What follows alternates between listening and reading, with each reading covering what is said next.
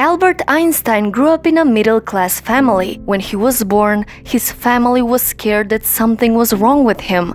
He had a very large and misshapen head. But fortunately, within the first few weeks, the shape of his head became normal. But their worries didn't stop there. When he was very young, his parents thought he might be intellectually disabled, because he was very slow to learn to talk and did not speak until he was 4 years old. At that time, he often formed full sentences in his thoughts, but did not speak. He used to practice the sentences in his head or whisper them softly under his breath until he got them right, and then say them aloud. Many people believed Einstein would never succeed at anything. When he was 5 years old, his father showed him a simple pocket compass, and Einstein was fascinated, and that was the beginning of his obsession with science. He also began playing the violin at the age of 6 and would continue to play throughout his life. At school, Einstein was a good student. Most of his grades were high and he was near the top of his class, but mainly because of math and science, so his grades depended mostly on his interest in the subject. When Einstein was only 10 years old,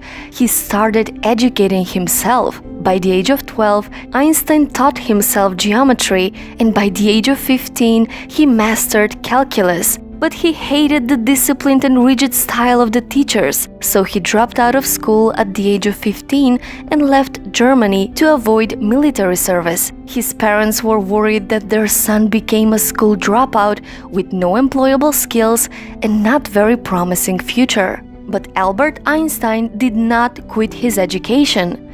He applied to the Swiss Federal Institute of Technology, and believe it or not, he failed the entrance exam. Albert Einstein failed an exam. Well, he wasn't prepared. He excelled at math and physics, but his knowledge on subjects other than that was not good. So he failed the exam and had to take it a second time, and then he was admitted.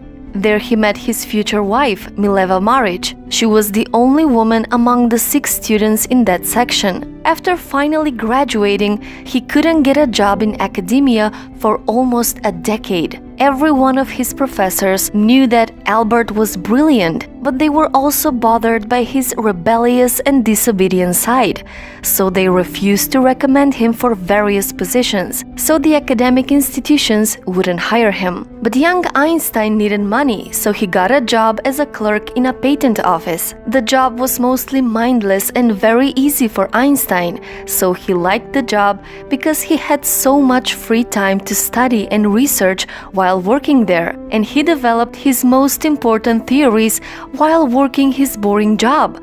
He developed the theory of relativity and the world's most famous equation. Einstein was nominated for a Nobel Prize, but did not receive it until 11 years later. Albert Einstein became the most influential physicist of the 20th century. His research changed the world. He wrote hundreds of books and was also a great philosopher, so there's so many things to be learned. I have no special talent. I'm only passionately curious. So follow your curiosity, whatever that is. See where it goes. Never be afraid to question the world around you. And don't be afraid of failing and making mistakes along the way. A person who never made a mistake never tried anything new.